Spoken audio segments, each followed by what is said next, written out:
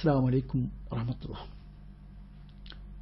പ്രപഞ്ച സൃഷ്ടാവായ പരമകാരുണികനായ അള്ളാഹു നമ്മെ ഏവരെയും എപ്പോഴും അനുഗ്രഹിക്കുമാറാവട്ടെ.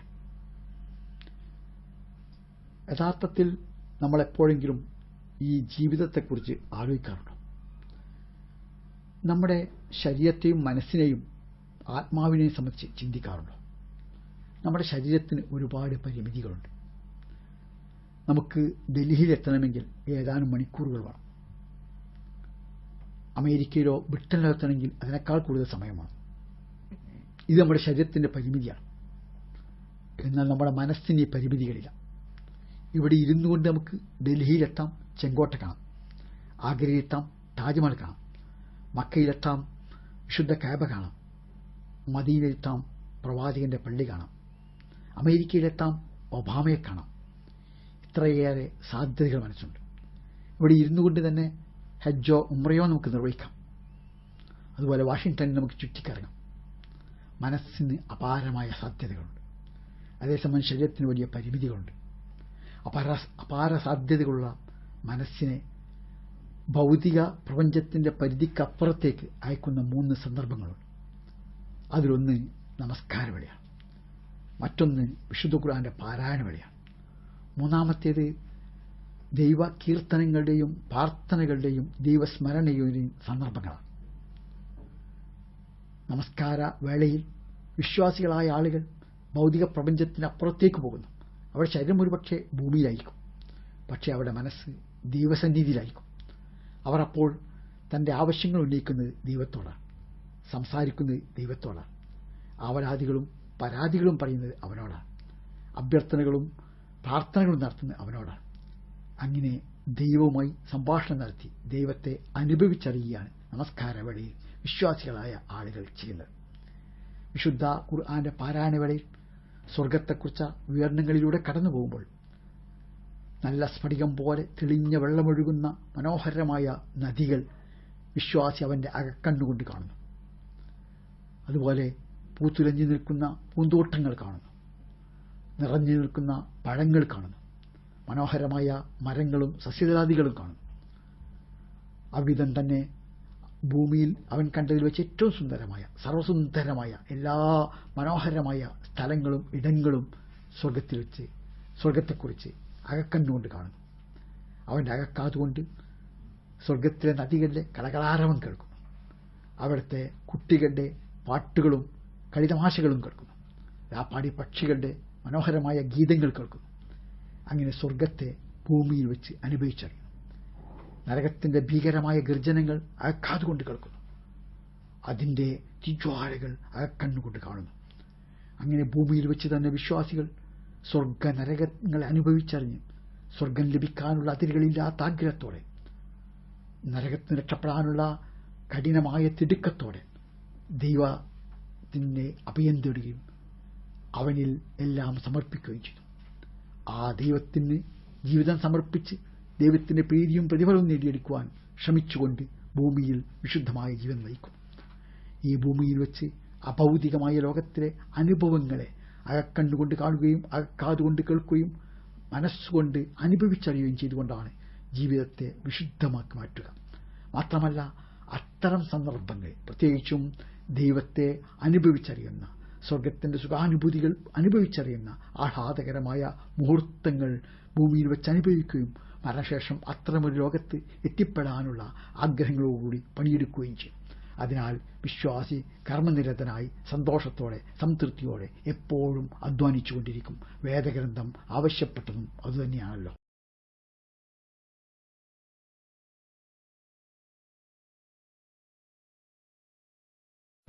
അസ്സലാമു അലൈക്കും വറഹ്മത്തുള്ളാഹി. പരമകാരുണ്യനായ ദയാമയനായ ദൈവം അള്ളാഹു നമ്മെ ഏവരെയും അനുഗ്രഹിക്കുമാറാവട്ടെ. സാധാരണഗതിയിൽ ആളുകൾ ചോദിക്കാറുണ്ട്, ദൈവം പരമകാരുണ്യനാണ്, ദയാമയനാണ്, നീതിമാനാണ്, എന്നാൽ ആ ദൈവം എന്താണ് ഈ ഭൂമിയിൽ ഇത്രയേറെ ക്രൂരത കാണിക്കുന്നത്? ഇവിടെ ചില ആളുകൾക്ക് കണ്ണുണ്ട്, ചില ആളുകൾക്ക് കണ്ണില്ല. കണ്ണില്ലാത്ത മനുഷ്യർ എന്തെല്ലാം പ്രയാസങ്ങളാണ്, കഷ്ടപ്പാടുകളാണ് അനുഭവിക്കുന്നത്. ചിലർക്ക് കൈകാലുകളുണ്ട്, ചിലർക്ക് കൈകാലുകളില്ല. അപ്പോൾ ദൈവം വലിയ വിവേചനം കാണിക്കുന്നവനാണോ? വലിയ ക്രൂരത കാണിക്കുന്നവനാണോ? അനീതി ചെയ്യുന്നവനാണോ? ഈ ചോദ്യം പല ദിക്കുകളിൽ നിന്നും പലപ്പോഴായി ഉയർന്നു വരാറുണ്ട്. പ്രത്യക്ഷത്തിൽ വളരെ ന്യായമായ, യുക്തിഭദ്രമായ ഒരു ചോദ്യമാണെന്ന് നമുക്ക് തോന്നും. ശരിയാണ്, മരണത്തോടുകൂടി മനുഷ്യജീവിതം ഒടുങ്ങുന്നുവെങ്കിൽ ദൈവം നീതി ചെയ്യാത്ത, വിവേചനം കാണിക്കുന്ന കൊള്ളരുതാത്തവനാണെന്ന് നമുക്ക് പറയേണ്ടി വരും. കാരണം ഇവിടെ പ്രതിഭാശാലികളുണ്ട്, സാമാന്യബുദ്ധികളുണ്ട്, മന്ദബുദ്ധികളുണ്ട്, പണക്കാരുണ്ട്, പാവങ്ങളുണ്ട്, പണ്ഡിതന്മാരുണ്ട്, പാമരരുണ്ട്. അതുപോലെ കണ്ണുള്ളവരുണ്ട്, ഇല്ലാത്തവരുണ്ട്, കൈകാലുകൾ ഉള്ളവരുണ്ട്, ഇല്ലാത്തവരുണ്ട്. പ്രത്യക്ഷത്തിൽ വലിയ അനീതിയാണ്. മരണത്തോടുകൂടി ജീവിതം ഒടുങ്ങുന്നുവെങ്കിൽ ഇത് അനീതി തന്നെ, സംശയമില്ല. പക്ഷേ അതേ ദൈവം നമ്മെ അറിയിക്കുന്നു, മരണത്തോടുകൂടി മനുഷ്യജീവിതം ഒടുങ്ങുകയില്ല, അവസാനിക്കുകയില്ല. ഈ ഭൂമി കർമ്മങ്ങളുടെ ലോകമാണ്. വിചാരണയും വിധിയും കർമ്മഫലവും മരണശേഷം മറുലോകത്താണ്. ഇവിടെ ഓരോരുത്തർക്കും ലഭ്യമായ സാധ്യതകളനുസരിച്ചാണ് അവരുടെ ബാധ്യത. കണ്ണുള്ളവന്റെ അത്ര ബാധ്യത കണ്ണില്ലാത്തവനില്ല. കൈകാലുകൾ ഉള്ളവന്റെ അത്ര ബാധ്യത അവ ഇല്ലാത്തവനില്ല. കരുത്തന്റെ അത്ര ബാധ്യത ദുർബലനില്ല. ആരോഗ്യവാന്റെ അത്ര ബാധ്യത രോഗിക്കില്ല. പണ്ഡിതന്റെ ബാധ്യത പാമരനോ, പ്രതിഭാശാലിയുടെ അത്ര ബാധ്യത സാമാന്യബുദ്ധിക്കോ, സാമാന്യബുദ്ധിയുടെ ബാധ്യത മന്ദബുദ്ധിക്കോ ഇല്ല. ഓരോരുത്തർക്കും ലഭ്യമായ സാധ്യതകളനുസരിച്ചാണ് അവരുടെ ബാധ്യത. ആ ബാധ്യത പൂർത്തീകരിച്ചാൽ മരണശേഷം മനുഷ്യ സങ്കല്പിക്കാവുന്ന അപ്പുറമുള്ള എല്ലാ സുഖസൗകര്യങ്ങളുള്ള സ്വർഗം അവൻ ലഭിക്കും. അഥവാ ആ ബാധ്യത പൂർത്തീകരിക്കുന്നില്ലെങ്കിലോ, ദൈവധിക്കാരിയായി ജീവിച്ചാലോ അവന് മരണശേഷം കൊടിയ ശിക്ഷയുണ്ടാവും. അതിനാൽ ആരോടും അനീതിയില്ല. ഓരോരുത്തർക്കും നൽകപ്പെട്ട ലഭ്യമായ സാധ്യതകൾക്കനുസരിച്ചേ ബാധ്യതയുള്ളൂവെങ്കിൽ ആ ബാധ്യത നിർവഹിച്ചാൽ ശാശ്വതമായ വിജയമുണ്ടെങ്കിൽ, നിർവഹിച്ചില്ലെങ്കിൽ പരാജയമുണ്ടെങ്കിൽ ആരോടും ദൈവം അനീതി കാണിക്കുന്നില്ല എന്ന് നമുക്ക് ബോധ്യമാവും. അതിനാൽ യഥാർത്ഥത്തിൽ ഈ ചോദ്യത്തിന് ഉത്തരം പറയേണ്ടത് മരണാന്തദൈവത്തിൽ വിശ്വസിക്കാത്ത ദൈവനിഷേധികളായ ആളുകളാണ്. അവർ പറയുക പ്രകൃതിയാണ് ഇങ്ങനെ ചെയ്തത് എന്നാണല്ലോ. അപ്പോൾ ഈ പ്രകൃതി ഇത്ര ക്രൂരമാണ്, ഇത്ര അനീതി കാണിക്കുന്നതാണോ, ഇത്രയേറെ വിവേചനം കാണിക്കുന്നതാണോ? യഥാർത്ഥത്തിൽ ഈ പ്രകൃതി പ്രപഞ്ചത്തിൽ എല്ലാം സൃഷ്ടിച്ച ദൈവമാണ്. അവൻ എല്ലാവരോടും നീതി കാണിക്കുന്നു. പക്ഷെ നീതി ഭൂമിയിൽ തന്നെ ലഭിക്കണമെന്നില്ല. മരണാനന്ത ജീവിതവുമായി ബന്ധപ്പെടുത്തിക്കൊണ്ടാണ് മനുഷ്യന് നീതി ലഭിക്കുക. ഇക്കാര്യം മനസ്സിലാക്കുമ്പോൾ ദൈവത്തിൻ്റെ കാരുണ്യവും അവൻ്റെ നീതിപൂർവമായ നിലപാടും ഏവർക്കും ബോധ്യമാവും. പക്ഷേ മനുഷ്യൻ ആലോചിക്കാതെ അവിവേകം പറയുകയും പ്രവർത്തിക്കുകയും ചെയ്യുമ്പോഴാണ് ഇക്കാര്യം ഉൾക്കൊള്ളുവാൻ കഴിയാതെ പോവാറുള്ളത്.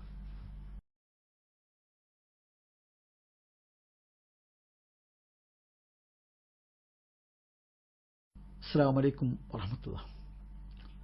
പ്രിയമുള്ളവരെ, ഞാൻ മുമ്പൊരിക്കൽ മനുഷ്യ ശരീരത്തിൻ്റെ സഞ്ചാര പരിമിതിയെക്കുറിച്ച് പറഞ്ഞിരുന്നു. പക്ഷെ അതിൽ മാത്രമല്ല മനുഷ്യ ശരീരത്തിന് പരിമിതികളുള്ളത്. അതിൻ്റെ ആവശ്യങ്ങൾക്കും പരിമിതികളുണ്ട്. നമ്മുടെ വശം എത്ര ലക്ഷം രൂപയുണ്ടെങ്കിലും നമുക്കൊരു ദിവസം 10 പൊരിച്ച കോഴിയോ 10 ബിരിയാണിയോ തിന്നാൻ സാധ്യമല്ല. നാം ആരെങ്കിലും 10 ബിരിയാണിയോ 10 പൊരിച്ച കോഴിയോ തിന്നാൽ അതിൻ്റെ ഫലം ഒന്നുകിൽ ആശുപത്രിയിലെത്തുക, അല്ലെങ്കിൽ 6 അടി മണ്ണിൻ്റെ ചുവട്ടിലെത്തുക എന്നായിരിക്കും. നമ്മുടെ വശം എത്ര ലക്ഷം രൂപയുണ്ടെങ്കിലും നമുക്ക് ഒരേ സമയം 2 പാൻസോ 2 ഷർട്ടോ അല്ലെങ്കിൽ 2 സാരിയോ 2 പർദ്ദയോ ധരിച്ച് പുറത്തിറങ്ങുക സാധ്യമല്ല. അങ്ങനെ നാം ചെയ്താൽ എത്തുക ഭ്രാന്താശുപത്രിയിലായിരിക്കും. നമ്മുടെ വീടുകളിൽ എത്ര കസേര ഉണ്ടെങ്കിലും നമുക്ക് പരമാവധി സാധ്യമാവുക ഒരു കസേരയിലിരിക്കാം, മറ്റൊന്നിലേക്ക് കാലെടുത്ത് വെക്കാം. ഒരേ സമയം 2 കസേരയിൽ ഇരിക്കാൻ സാധ്യമല്ല. നമ്മുടെ വീടുകളിൽ എത്ര കട്ടിലുണ്ടെങ്കിലും നമുക്ക് ഒരു കട്ടിലല്ലേ കിടക്കാൻ കഴിയുള്ളൂ. എൻ്റെ വീടുകൾക്ക് 10 റൂംസ് ഉണ്ട്. അതുകൊണ്ട് ഞാനിന്ന് 3 മുറിയിലാണ് ഉറങ്ങുന്നതെന്ന് തീരുമാനിച്ചാലോ അന്ന് രാത്രി ഉറക്കമില്ല എന്ന കാര്യം ഉറപ്പാണ്. നിങ്ങൾ ഒരു നിമിഷം ഓർത്തു നോക്കൂ. നമുക്ക് പരമാവധി ഒരു വയറ് നിറക്കാം, ഒരു ശരീരം മറക്കാം, ഒരു കസേരയിൽ ഇരിക്കാം, ഒരു കട്ടിലിൽ കിടക്കാം, ഒരു റൂമിൽ ഉറങ്ങാം, ഒരു കാറിൽ സഞ്ചരിക്കാം. അതിലപ്പുറം നമ്മുടെ ശരീരത്തിന് വല്ല ആവശ്യ നിർവഹണം സാധ്യമാണോ? എന്നാൽ ഈ പരിധികളില്ലാത്തത് മനുഷ്യ മനസ്സാണ്. ആ മനസ്സിന് സന്തോഷം കിട്ടുന്ന സന്ദർഭങ്ങളുണ്ട്. അത് നമുക്ക് വേണമെങ്കിൽ എത്രയും വികസിതമാക്കാം, അതിനെത്രയും സന്തോഷിപ്പിക്കാം, അതിനെത്രയും നമുക്ക് സംസ്കാര സമ്പന്നമാക്കാം. മനസ്സിൻ്റെ അനുഭവങ്ങൾക്ക് അതിരുകളില്ല, പരിധികളില്ല. ഇതുതന്നെയാണ് മനുഷ്യാത്മാവിൻ്റെയും അവസ്ഥ. അത് നമുക്ക് വേണ്ടത്ര സംസ്കരിക്കാൻ കഴിയും, പരമാവധി മലിനമാക്കാനും കഴിയും. അഥവാ മനുഷ്യ ശരീരത്തിന് അതിൻ്റെ ആവശ്യ നിർവഹണത്തിൽ പരിധികളും പരിമിതികളുമുണ്ട്, സഞ്ചാര പരിമിതികളുള്ളതുപോലെ തന്നെ. എന്നാൽ മനസ്സിന് ഈ പരിമിതികളില്ലാത്ത മനസ്സിനെ പരമാവധി സംസ്കരിക്കുകയും വളർത്തുകയും ഉയർത്തുകയും വികസിപ്പിക്കുകയും അതിനെ ഉപയോഗപ്പെടുത്തുകയും ചെയ്യുന്നവരാണ് ബുദ്ധിമാന്മാർ. അതാണ് വിവേകപൂർവമായ നിലപാട്. പക്ഷേ ശരീരത്തിന്റെ പരിമിതികൾ തിരിച്ചറിയാത്തവർ വലിയ ആർത്തി കാണിക്കുന്നു. അവർ പലപ്പോഴും ഭൂമിയെ മുഴുവൻ തനിക്ക് കിട്ടണമെന്നും തനിക്കെല്ലാം ലഭിക്കണമെന്നും എന്റെ ശരീരം എല്ലാം ഉപയോഗിക്കുമെന്നുള്ള തെറ്റായ ധാരണയ്ക്ക് അകപ്പെടുന്നു. അപ്പോഴാണ് മനുഷ്യർ ആർത്തിയുടെ മൂർത്തഭാവങ്ങളായി മാറി ഭൂമിയിൽ നാശകാരികളായി മാറുന്നത്. അതിനാൽ മനുഷ്യൻ തന്റെ ശരീരത്തിന്റെ ആവശ്യങ്ങളുടെ പരിമിതികൾ തിരിച്ചറിഞ്ഞ് അതിനേക്കാളേറെ മനുഷ്യാത്മാവിനും മനുഷ്യ മനസ്സിനും പ്രാധാന്യം കൽപ്പിക്കുമ്പോഴാണ് അവൻ ജീവിതത്തിൽ വിജയം വരിക്കുക. ഭൂമിയിൽ മാത്രമല്ല, മരണശേഷമുള്ള ജീവിത വിജയത്തിനും അത് അനിവാര്യമാണ്.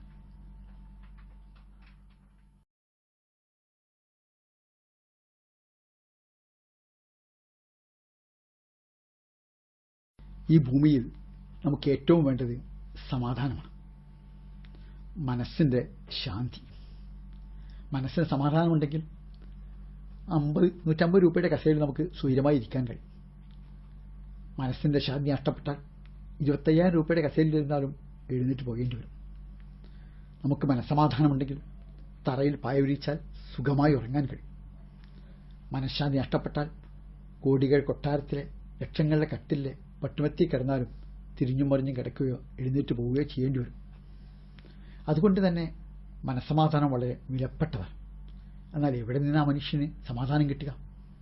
ലോകത്തെവിടെയെങ്കിലും മനഃശാന്തി വിൽക്കുന്ന വല്ല കടകളോ അങ്ങാടിയോ ഉണ്ടോ?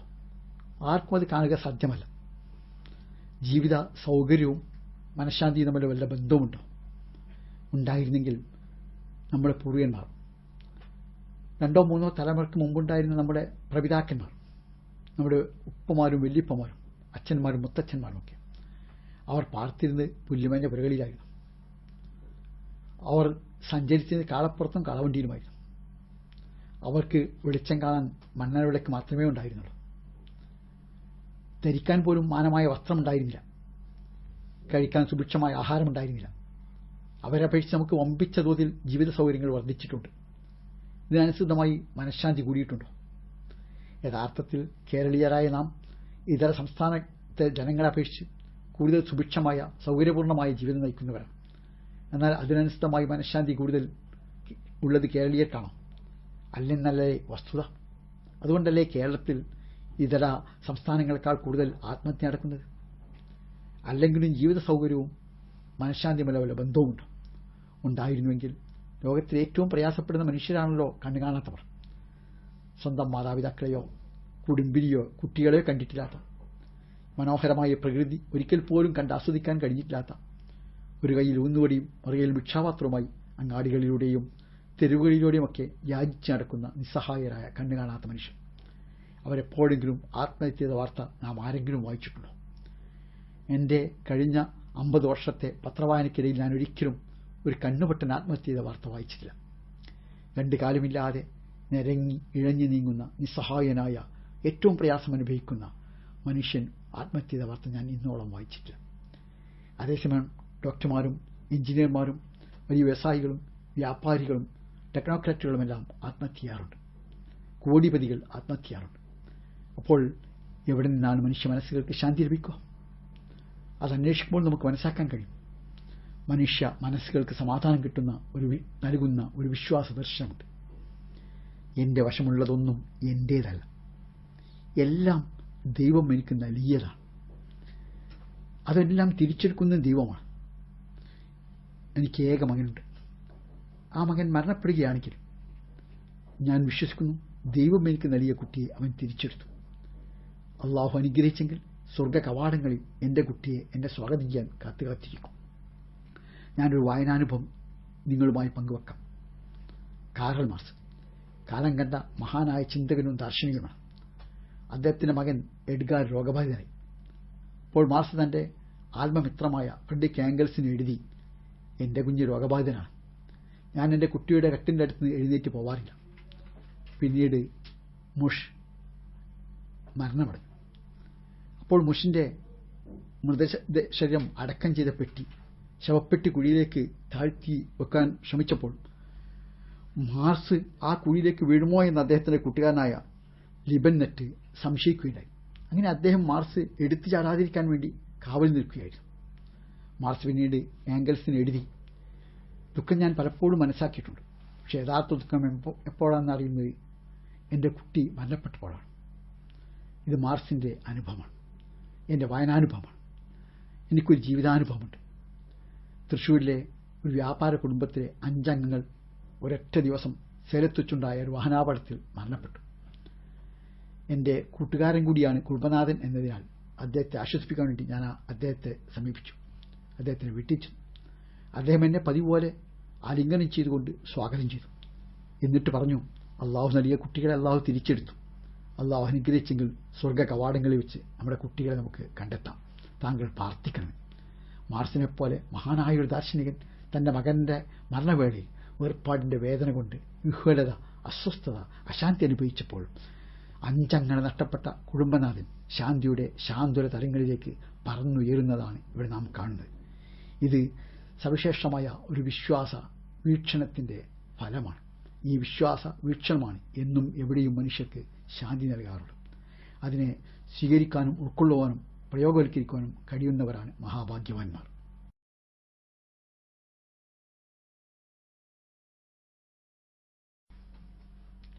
അസ്സലാമു അലൈക്കും വറഹ്മത്തുള്ളാഹി വബറകാതുഹു. അൽഹംദുലില്ലാഹി റബ്ബിൽ ആലമീൻ വസ്സലാത്തു വസ്സലാമു അലാ റസൂലിൽ അമീൻ വഅലാ ആലിഹി വസ്ഹബിഹി അജ്മഈൻ. പ്രിയമുള്ളവരെ, ഞാനൊരു ജീവിതാനുഭവം പറയാം. ഒരു ദിവസം ഓഫീസിലിരിക്കെ ഒരു മാധ്യമപ്രവർത്തക അഭിമുഖത്തിന് വേണ്ടി എൻ്റെ അടുത്ത് വന്നു. സംഭാഷണം പൂർത്തിയായപ്പോൾ ഉച്ചഭക്ഷണത്തിൻ്റെ സമയമായിരുന്നു. അപ്പോൾ ഞാൻ അവരെ ക്യാൻറ്റീനിലേക്ക് ക്ഷണിച്ചു. ഉടനെ അവർ ചോദിച്ചു, നിങ്ങൾ ഇറച്ചിയും മീനുമൊക്കെ കഴിക്കുന്നവരല്ലേ, മാംസബുക്കുകളല്ലേ? ഞാൻ പറഞ്ഞു, അതെ. ഉടനെ അവർ പറഞ്ഞു, എങ്കിൽ ഈ മാംസബുക്കുകൾ കൂടുതൽ ക്രൂരന്മാരായിരിക്കും. സസ്യ ആഹാരം കഴിക്കുന്നതിനേക്കാൾ അക്രമവാസന കൂടുതലുണ്ടാവും. അപ്പോൾ ഞാൻ പറഞ്ഞത് ശരിയല്ലല്ലോ, ചരിത്രം അതിനെതിരാണല്ലോ. ഇന്നോളമുള്ള മനുഷ്യചരിത്രത്തിലെ ഏറ്റവും ക്രൂരനായ മനുഷ്യനായി അറിയപ്പെടുന്നത് ഹിറ്റ്ലറാണ്. ഹിറ്റ്ലർ യഥാർത്ഥത്തിൽ പൂർണ്ണ സസ്യബുക്കായിരുന്നു. തീരെ ആഹാരം കഴിച്ചിരുന്നില്ല. ഇന്ത്യയിലെ മഹാത്മാഗാന്ധിയെ കൊന്ന ഗോഡ്സെ യഥാർത്ഥത്തിൽ പൂർണ്ണ സസ്യബുക്കാണ്, മാംസാഹാരം കഴിച്ചിരുന്നില്ല. 4000-ലേറെ ആളുകളെ ക്രൂരമായി കൊലപ്പെടുത്തിയ ഗുജറാത്തിലെ ആ കൊലയാളികളെല്ലാം യഥാർത്ഥത്തിൽ മാംസബുക്കുകളല്ലേ. കടമനിട്ട ഗുജറാത്തിലെ കൂട്ടക്കൊലയെക്കുറിച്ച് പറഞ്ഞത് ഏറെ ശ്രദ്ധേയമാണ്. അദ്ദേഹം പറഞ്ഞു, താങ്കൾ മാംസബുക്കാണോ? അയാൾ ചോദിച്ചു. ഞാൻ പറഞ്ഞു, അതെ. താങ്കളോ? ഞാൻ ചോദിച്ചു. അയാൾ പറഞ്ഞു, ഞാൻ വൈഷ്ണവ ഭക്തനാണ്, പൂർണ്ണ സസ്യബുക്കാണ്. അല്പം അഭിമാനത്തോടു കൂടിയായിരുന്നു അത് പറഞ്ഞത്. അപ്പോൾ ഞാൻ ചോദിച്ചു, എങ്കിൽ നിങ്ങളുടെ ചില പുല്ലുതിനികൾ പൂർണ്ണ ഗർഭിണിയായ സ്ത്രീയുടെ വയർ കുത്തിക്കീറി കുഞ്ഞിനെ പുറത്തെടുത്ത് കൊത്തി നുറുക്കി തിന്നതോ? അയാൾ തൻ്റെ ഒരു വികൃത ജീവിയെപ്പോലെയായി മാറി. തൻ്റെ കൊലപ്പല്ലുകൾ പുറത്തു കാണിച്ച് പുരികം വില്ലുവിളച്ച് ചോദിച്ചു, ക്യാ? കരീപ്പുഴ പറഞ്ഞതും ഏതാണ്ട് ഇതുപോലെ തന്നെയാണ്. അദ്ദേഹം കരീപ്പുഴ ശ്രീകുമാർ എഴുതി, ഞാൻ സമ്പൂർണ്ണ സസ്യബുക്കല്ല, എന്നാലും ഞാൻ അന്യമതസ്ഥകളെ ബലാത്സംഗം ചെയ്യുകയും പൂർണ്ണ ഗർഭിണികളുടെ വയറ് കുത്തിക്കീറി കണ്ണു തുറക്കാത്ത കുഞ്ഞിനെ പുറത്തെടുത്ത് തീയിലേക്ക് എറിയുകയും ചെയ്യാറില്ല. അപ്പോൾ യഥാർത്ഥ ദുശ്ശീലം ആരുടേതാണ്? ഇവിടെ ശ്രീകുമാറിൻ്റെയും കടമഞ്ചിട്ടയുടെയും ചോദ്യം വളരെ പ്രസക്തമാണ്. ഇന്ത്യയിലെ കഴിഞ്ഞ കുറേ ദശാബ്ദങ്ങളായി നിരപരാധരായ എത്ര മനുഷ്യരെയാണ് പൂർണ്ണ സസ്യാഹാരം മാത്രം കഴിക്കുന്നവർ കൊലപ്പെടുത്തിയത്? അതുകൊണ്ട് മനുഷ്യന്റെ ക്രൂരതയും കാരുണ്യവും അവിടെ ആഹാരവുമായി ബന്ധമില്ല എന്നതാണ് വസ്തുത. അതവരുടെ വിശ്വാസവും ജീവിതവീക്ഷണവും സ്വഭാവവും സംസ്കാരവുമായി ബന്ധപ്പെട്ട് നിൽക്കുന്നു. ഈ അർത്ഥത്തിൽ മാംസാഹാരം കഴിക്കുന്നവരെ ആക്ഷേപിക്കുന്നതും കുറ്റപ്പെടുത്തുന്നതും അർത്ഥശൂന്യമാണ് എന്ന് നമുക്ക് മനസ്സിലാക്കുവാൻ കഴിയും.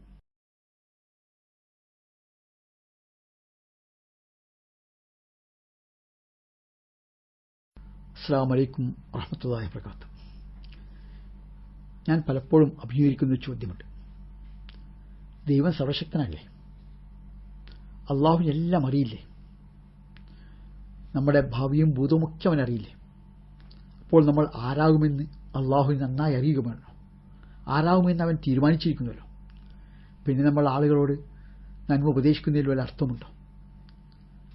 ദൈവം തന്നെ തീരുമാനമെടുത്ത ശേഷം ആളുകളെ അവൻ ശിക്ഷിക്കുകയോ രക്ഷിക്കുകയോ ചെയ്യുന്നത് അനീതിയല്ലേ? അർത്ഥശൂന്യമല്ലേ? ഇങ്ങനെ വിധിയുമായി ബന്ധപ്പെട്ട്, ദൈവത്തിൻ്റെ വിജ്ഞാനവുമായി ബന്ധപ്പെട്ട് പലരും നിരന്തരമായി ചോദിക്കാറുണ്ട്. ചിലെല്ലാം സംശയാലുക്കളാണ്.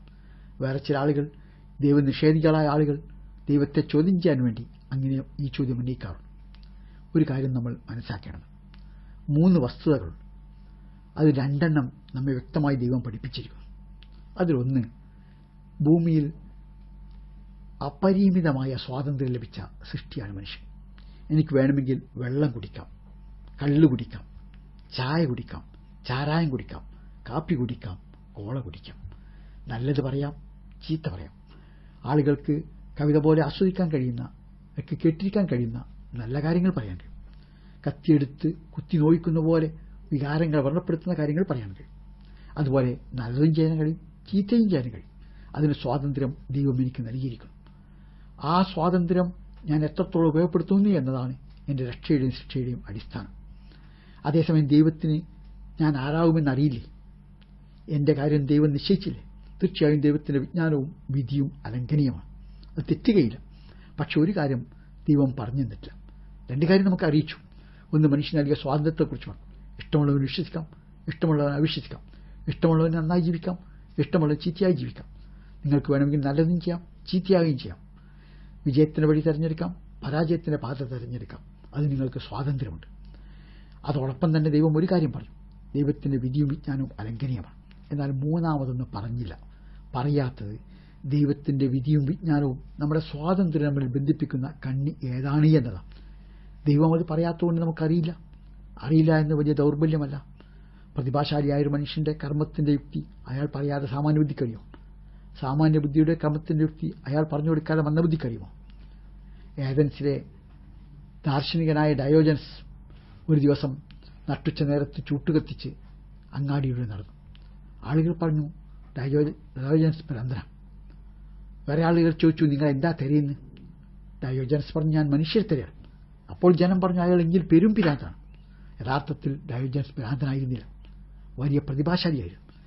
ഏഥൻസ് നഗരത്തിലുള്ള ഇരുകാലി നടക്കുന്നവരൊക്കെ ഇരുകാലി ജന്തുക്കളാണ്, മനുഷ്യരല്ല എന്ന് പ്രഖ്യാപിക്കുകയായിരുന്നു. പക്ഷേ ആളുകൾക്കത് മനസ്സിലായില്ല, സാമാന്യ ജനത്തിന് മനസ്സിലായില്ല. അപ്രകാരം തന്നെ നമ്മൾ നാരായണത്ത് ഭ്രാന്തൻ എന്ന് പറയും. ഒരു കല്ല് മലയുടെ മുകളിലേക്ക് ഉന്തിക്കയറ്റി കീഴ്പോട്ടിട്ടു, വീണ്ടും കിട്ടി, വീണ്ടും താഴോട്ടിട്ടു. ഇയാൾ ഭ്രാന്താണ് പ്രത്യക്ഷത്തിൽ. പക്ഷെ അയാൾ മനുഷ്യൻ്റെ അർത്ഥശൂന്യമായ നിർമ്മാണ സംഹാരത്തെ പരീക്ഷിക്കുകയായിരുന്നു. ഒരു നാഗരികത കെട്ടിപ്പൊക്കും, ഒരു യുദ്ധമുണ്ടാക്കി തകർക്കും, ഒരു വീടുണ്ടാക്കും, കാലപ്പഴക്കത്തിൽ ഫാഷൻ പോയി എന്ന് പറഞ്ഞത് തകർക്കും. ഇതിനെ പരീക്ഷിക്കുകയായിരുന്നു. അപ്പോൾ അസാധാരണ പ്രതിഭയുള്ള മനുഷ്യർ ചെയ്യുന്ന കർമ്മങ്ങളുടെ യുക്തി അവർ പറഞ്ഞു കൊടുക്കാതെ സാമാന്യ ബുദ്ധിക്ക് മനസ്സിലാവുകയില്ല. സാമാന്യ ബുദ്ധികളായ ആളുകൾ ചെയ്യുന്ന കർമ്മങ്ങളുടെ യുക്തി മന്ദബുദ്ധികൾക്ക് മനസ്സിലാവുകയില്ല. ഇവിടെ 700 കോടി മനുഷ്യർക്ക് ബുദ്ധിയും ബോധവും യുക്തിയും നൽകിയ, അതിരുകളില്ലാത്ത അറിവിൻ്റെ, അതിരുകളില്ലാത്ത യുക്തിയുടെ, അതിരുകളില്ലാത്ത ബോധത്തിൻ്റെ, അറിവിൻ്റെ ഉടമയായ അള്ളാഹു ദൈവം ചെയ്ത കർമ്മങ്ങളുടെ യുക്തി അവൻ വിശദീകരിച്ച് തരാത്തേടത്തോളം കാലം മനുഷ്യരായ നമുക്ക് മനസ്സിലാവുകയില്ല. 2 അവൻ പറഞ്ഞു തന്നു. ഒന്ന്, നമുക്ക് നൽകിയ സ്വാതന്ത്ര്യത്തെക്കുറിച്ച് പറഞ്ഞു. അപരിമിതമായ സ്വാതന്ത്ര്യം മനുഷ്യൻ നൽകി. തിരഞ്ഞെടുക്കാതെ സ്വാതന്ത്ര്യം അവൻ നൽകി. ശരിയും തെറ്റും തിരഞ്ഞെടുക്കാതെ സ്വാതന്ത്ര്യം. അതേസമയം ദൈവത്തിൻ്റെ വിജ്ഞാനവും അവൻ്റെ വിധിയും അലംഘനീയമാണെന്ന് പഠിപ്പിച്ചു. എന്നാൽ വിജ്ഞാനവും വിധിയും മനുഷ്യ സ്വാതന്ത്ര്യത്തെയും ബന്ധിപ്പിക്കുന്ന കണ്ണി ഏതാണെന്ന് പറഞ്ഞു തന്നില്ല. അതേസമയം ഒരു കാര്യം പറഞ്ഞു, നമുക്ക് നൽകപ്പെട്ട സ്വാതന്ത്ര്യവും സാധ്യതയും എത്രയാണോ അത്രയും നമുക്ക് ബാധ്യതയുള്ളൂ. ആ ബാധ്യത പൂർത്തീകരിച്ചാൽ ജീവിതത്തിൽ വിജയം ഉറപ്പാണ്, മരണശേഷം സ്വർഗം ഉറപ്പാണ്. ആ ബാധ്യത ലംഘിച്ചാലോ ശിക്ഷയുണ്ടാകും, ഭൂമിയിൽ പരാജയമുണ്ടാകും, മരണശേഷം ദൈവത്തിൻ്റെ കോപവും ശിക്ഷയും ഉണ്ടാകും. അതിനാൽ ദൈവത്തിൻ്റെ വിധിയിലുള്ള വിശ്വാസം ഒരിക്കലും മനുഷ്യനെ നിഷ്ക്രിയനാക്കുകയില്ല. ദൈവം നിർബന്ധിച്ച് ആരെയും നരകത്തിലേക്കോ സ്വർഗത്തിലേക്കോ അയക്കുകയില്ല. ദൈവത്തിൻ്റെ വിധിനിശ്ചയം നമ്മുടെ ആഹാരകാര്യത്തിനും ബാധകമാണല്ലോ. ദൈവം നമുക്ക് ആഹാരം നൽകുമെന്ന് കരുതി ആരെങ്കിലും ഭക്ഷണം കഴിക്കാതിരിക്കാറുണ്ടോ? ദൈവം രോഗശമനം വരുത്തുമെന്ന് കരുതി ആരെങ്കിലും മരുന്ന് കഴിക്കാതിരിക്കാറുണ്ടോ? അപ്പോൾ യഥാർത്ഥത്തിൽ ദൈവത്തിൻ്റെ വിധിയിലുള്ള വിശ്വാസം ഭൂമിയിൽ നമ്മുടെ ആവശ്യ നിർവഹണത്തിന് തടസ്സമാവാറില്ല. പിന്നെ മനുഷ്യൻ്റെ അവന്റെ നന്മതിന്മകളുടെ കാര്യത്തിൽ മാത്രം അതിനെ എടുത്തുകൊണ്ട് അവൻ തെറ്റ് ചെയ്യാൻ ന്യായം കണ്ടെത്തുന്നത് എന്റെ അർത്ഥമാണുള്ളത്. അതിനാൽ ഒരിക്കലും ദൈവം ആരെയും നിർബന്ധിച്ച് നല്ലവനോ ചീത്തയാക്കുന്നില്ല എന്നതാണ് വസ്തുത. മനുഷ്യർക്ക് നൽകിയ സ്വാതന്ത്ര്യവും സാധ്യമനുസരിച്ചാണ് അവരുടെ ബാധ്യത. അതനുസരിച്ച് നല്ലവരാകാം, കൊള്ളരുതാത്തവരാകാം. ഈ ഒരു അവകാശം മനുഷ്യന് ദൈവം നൽകിയിരിക്കുന്നു എന്നാണ് വേദഗ്രന്ഥങ്ങളെല്ലാം നമ്മെ പഠിപ്പിക്കുന്നത്.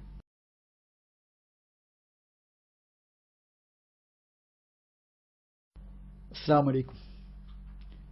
പലരും പലപ്പോഴും എന്നോട് ചോദിക്കാറുണ്ട്, ജീവജാലങ്ങളെ കൊല്ലുന്നത് ക്രൂരതയല്ലേ? എന്നിട്ടും കാരുണ്യത്തെക്കുറിച്ച് ഏറെ പറയുന്ന ഇസ്ലാം എന്തുകൊണ്ടാണ് മാംസാഹാരം കഴിക്കാൻ അനുവദിച്ചത്?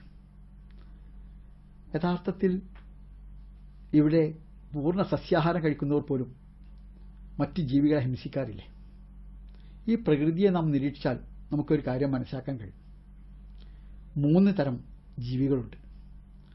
ഒന്ന്, പൂർണ്ണമായും മാംസാഹാരം കഴിക്കുന്നവർ. നരിയും സിംഹവുമൊക്കെ ആ കൂട്ടത്തിൽപ്പെടും. അവയുടെ പല്ലുകൾ, ദഹനേന്ദ്രിയം ആ സ്വഭാവത്തിലുള്ളതാണ്. വേറെ ചില ജീവികളുണ്ട്, പൂർണ്ണമായും സസ്യാഹാരം മാത്രമേ കഴിക്കാറുള്ളൂ. മുയലും ആടുമൊക്കെ ആ ഗണത്തിൽപ്പെടുന്നു. അവയുടെ പല്ലുകൾ പരന്നവയാണ്, ദഹനേന്ദ്രിയം അതിന് പറ്റിയവയാണ്. എന്നാൽ മനുഷ്യന്റെ പ്രകൃതി വളരെ വ്യത്യസ്തമാണ്. അവൻ യഥാർത്ഥത്തിൽ മിശ്രബുക്കാണ്. മിശ്രാഹാരമാണ് അവൻ കഴിക്കാറുള്ളത്. സസ്യാഹാരത്തിനും മാംസാഹാരത്തിനും പറ്റിയ പല്ലുകളാണുള്ളത്. പരന്ന പല്ലുകൾ അവനുണ്ട്, മൂർത്ത പല്ലുകളുമുണ്ട്.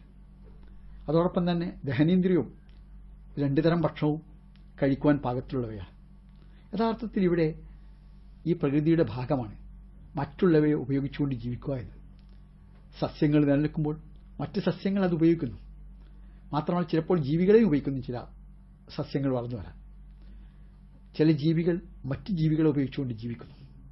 മനുഷ്യരെ സംബന്ധിച്ചിടത്തോളം തീർത്തും ഒരു ജീവിയെയും കൊല്ലാത്ത ഒരാളും ഈ ഭൂമിയിലില്ല എന്നതാണ് വസ്തുത. നമ്മുടെ ശരീരത്തിൽ ഒരു മുറി ഉണ്ടായാൽ അവിടെ അണുക്കളുണ്ടാകുമല്ലോ.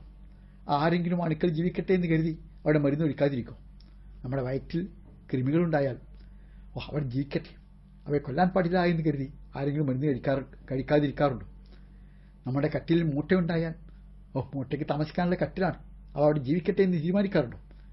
അവയ്ക്കുള്ള ആഹാരം നമ്മുടെ രക്തമാണ്, കുടിച്ചുകൊള്ളട്ടെ എന്ന് തീരുമാനിക്കും. കൊതുക്കൾ മുട്ടയിടുന്ന മലിനജലം വീട്ടിനടുത്തുണ്ടായാൽ മരുന്ന് തെളിച്ച് കൊതുവിന്റെ മുട്ടയെയും കൊതുക്കളെയും ഒക്കെ കൊല്ലാൻ ശ്രമിക്കാറില്ലേ? യഥാർത്ഥത്തിൽ മറ്റൊന്നിനെയും കൊല്ലാത്ത ആരും ഇവിടെ ഇല്ല എന്നതാണ് വസ്തുത.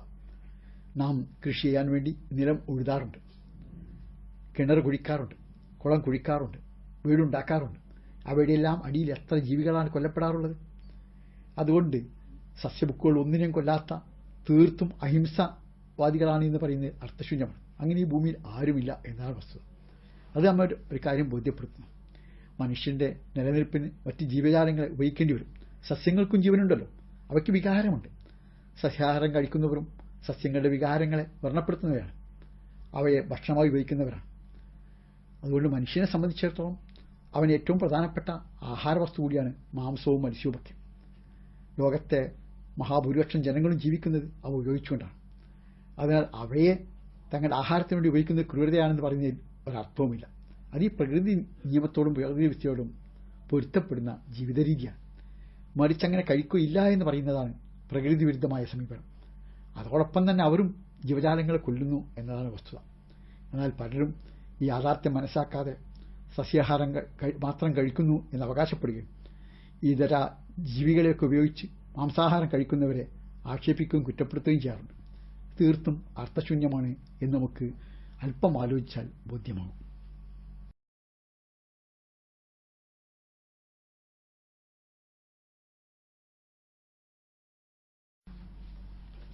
അസ്സലാമു അലൈക്കും വറഹ്മത്തുള്ളാഹി വബറകാതുഹു. ബഹുമാന്യരെ, മനുഷ്യ ശരീരത്തിന്റെ പരിമിതികളെക്കുറിച്ച് ഒന്നിലേറെ തവണ ഞാൻ നേരത്തെ പറയുകയുണ്ടായി. അതുകൊണ്ട് മാത്രമല്ല അതിന്റെ പരിമിതി. നമുക്ക് ഏറ്റവും ഇഷ്ടപ്പെട്ട രുചികരമായ ആഹാരം, അത് ചിലർക്ക് കോഴി ബിരിയാണി ആവാം, വേറെ ചിലർക്ക് മത്സ്യ ബിരിയാണി ആവാം, വേറെ ചിലർക്ക് നല്ല പായസമായിരിക്കും. ഏതായിരിക്കട്ടെ, ഏറ്റവും ഇഷ്ടപ്പെട്ട ആഹാരം കഴിച്ചാൽ ലഭിക്കുന്ന സന്തോഷം ഏതാനും മിനിറ്റുകളുടേതോ പരമാവധി ചില മണിക്കൂറുകളുടേതോ മാത്രമായിരിക്കും. അല്ലാതെ കഴിഞ്ഞ ആഴ്ച ഞാൻ രുചികരമായ ഭക്ഷണം കഴിച്ചതിൻ്റെ സന്തോഷം ഇന്നൊരിക്കലും ഉണ്ടാവുകയില്ല. കഴിഞ്ഞ കൊല്ലം കഴിച്ചതിൻ്റെ സന്തോഷം ഇന്നൊരിക്കലും ആർക്കും അനുഭവിക്കാൻ സാധ്യമല്ല. അതേസമയം ഒരു നിമിഷം നിങ്ങൾ ഓർത്തു നോക്കൂ. നിങ്ങൾ വീട്ടിൽ നിന്ന് പുറത്തിറങ്ങി റോട്ടിലെത്തുമ്പോൾ ഒരു മനുഷ്യൻ വാഹനാപകടത്തിൽപ്പെട്ട് മരണവുമായി മല്ലടിക്കാൻ. നിങ്ങൾ അദ്ദേഹത്തെ താങ്ങിയെടുത്തു, ആശുപത്രിയിൽ എത്തിച്ചു, അയാളെ ഡോക്ടർമാർ ചികിത്സിച്ചു, അയാൾക്ക് ജീവൻ തിരിച്ചു കിട്ടി. ഒരുപക്ഷെ നിങ്ങൾക്ക് അദ്ദേഹത്തെ താങ്ങിയെടുത്തതിൻ്റെ ക്ഷീണമുണ്ടായിരിക്കും. ശരീരത്തിനും വസ്ത്രത്തിനുമൊക്കെ ചേറും ചളിയും ചോരയുമായിട്ടുണ്ടായിരിക്കാം. പക്ഷെ വീട്ടിൽ വന്ന് അതെല്ലാം കഴുകി വൃത്തിയാക്കി അല്പം വിശ്രമിക്കുമ്പോൾ നിങ്ങൾക്ക് എന്താണ് അനുഭവപ്പെടുക? അതിരുകളില്ലാത്ത സന്തോഷമായിരിക്കും. മരണം വരെ ഭൗതികവാദിക്കും. മതവിശ്വാസികളായ അയാൾക്ക് മരണശേഷവും അതിൻ്റെ സന്തോഷം അനുഭവിക്കാൻ കഴിയും. എപ്പോഴും നാം മനസ്സിലാക്കേണ്ടതുണ്ട്, നമുക്ക് സന്തോഷവും സംതൃപ്തി ലഭിക്കുക സ്വന്തം ശരീരത്തിൻ്റെ ആസ്വാദ്യതകളിലല്ല, മറിച്ച് മറ്റുള്ളവർക്ക് സേവനം ചെയ്യുമ്പോഴും അതിൻ്റെ മാർഗത്തിൽ ത്യാഗം അനുഭവിക്കുമ്പോഴുമാണ്. എനിക്ക് 62 വയസ്സ് പ്രായമായി. കഴിഞ്ഞ കാല ജീവിതത്തിലേക്ക് തിരിഞ്ഞു നോക്കിയാൽ എനിക്ക് സംതൃപ്തി നൽകുന്ന, സന്തോഷം നൽകുന്ന ജീവിതാനുഭവം എന്താണ്? ഞാൻ കഴിച്ച ആഹാരമാണോ? ധരിച്ച വസ്ത്രമാണോ? സഞ്ചരിച്ച വാഹനമാണോ? കിടന്ന കട്ടിലാണോ? അതോ ഞാൻ ചെയ്ത സേവനത്തിനെയും ത്യാഗത്തിനെയും മധുരമുള്ള സുന്ദരമായ ഓർമ്മകളോ? അത് ചിലപ്പോൾ എൻ്റെ മാതാവിനായിരിക്കാം, ചിലപ്പോൾ പിതാവിനുള്ള സേവനമായിരിക്കാം, ചിലപ്പോൾ കുടുംബിനിക്കും കുട്ടികൾക്കുമായിരിക്കാം, ചിലപ്പോൾ അയൽക്കാർക്കായിരിക്കാം, അല്ലെങ്കിൽ അഗതികൾക്കും അനാഥർക്കുമായിരിക്കാം, അല്ലെങ്കിൽ ഞാൻ വിശ്വസിക്കുന്ന ആദർശത്തിനും അതിൻ്റെ പ്രസ്ഥാനത്തിനും വേണ്ടിയായിരിക്കാം. ഏതായിരുന്നാലും ശരി, മനുഷ്യൻ ചെയ്യുന്ന സേവനത്തിനെയും ത്യാഗത്തിനെയും മധുരമുള്ള സുന്ദരമായ ഓർമ്മകൾ മാത്രമേ അവനിൽ ബാക്കി നിൽക്കുകയുള്ളൂ. ഭൂമിയിൽ അതാണ് നമുക്ക് ബാക്കി നിൽക്കുന്നതെങ്കിൽ മരണശേഷം ഏറ്റവും അധികം പ്രതിഫലാർഹമാവുന്നതും അത്തരം സേവനവും ത്യാഗവുമായിരിക്കും. അതിനാൽ നമ്മൾ ശരീരേച്ഛകളുടെ പൂർത്തീകരണത്തിന് പകരം നമ്മുടെ സേവന ത്യാഗ മേഖലകളിൽ നമ്മുടെ ജീവിതത്തെ കേന്ദ്രീകരിക്കുകയാണ് വേണ്ടത്. ഒരു സംഭവം കൂടി സൂചിപ്പിക്കാം. ഞാനും എൻ്റെ കൂട്ടുകാരനും മരുഭൂമിയുടെ യാത്ര ചെയ്യുകയാണ്. ഞങ്ങൾ ദാഹിച്ചു അലഞ്ഞു. വെള്ളം കുടിക്കാൻ എവിടെയും കിട്ടാനില്ല. അങ്ങനെ മരണവുമായി മല്ലടിക്കുകയാണ്. അപ്പോൾ എനിക്കൊരു ഗ്ലാസ് വെള്ളം കിട്ടിയാൽ അത് മുഴുവൻ കുടിക്കണമെന്ന ശരീരത്തിൻ്റെ ഇച്ഛ എന്നോട് ആവശ്യപ്പെടും. ഞാൻ മുഴുവൻ കുടിച്ച് എൻ്റെ സഹോദരനുള്ള അപകടം സംഭവിച്ചാൽ സന്തോഷമാണോ ദുഃഖമാണോ അനുഭവിക്കുക? യാതൊരു സംശയമില്ല, തീരാത്ത ദുഃഖമാണ് ഉണ്ടാവുക. മരണം വരെ ആ ദുഃഖം എന്നിൽ നിലനിൽക്കുക തന്നെ ചെയ്യും. അതേസമയം പാതി ഞാൻ കഴിച്ച് പാതി എൻ്റെ സഹോദരൻ കൊടുത്ത് രണ്ടുപേരും ജീവൻ നിലനിർത്തിയാലോ മരണം വരെ അതിൻ്റെ സന്തോഷവും സംതൃപ്തിയും ഉണ്ടാവും. മരണശേഷം അതിൻ്റെ ആ സൽക്കർമ്മത്തിൻ്റെ പ്രതിഫലവും ലഭിക്കും. അതിനാൽ നാം മറക്കാതിരിക്കുക, സേവനത്തിലാണ്, ത്യാഗത്തിലാണ്, സമർപ്പണത്തിലാണ് ആത്മസംതൃപ്തിയുള്ളത്. അതിലാണ് ജീവിത വിജയവുമുള്ളത്. ശരീരേച്ഛകളുടെ പൂർത്തീകരണം താൽക്കാലികമായ സുഖമേ നമുക്ക് നൽകുകയുള്ളൂ എന്ന കാര്യവും മറക്കാതിരിക്കുക.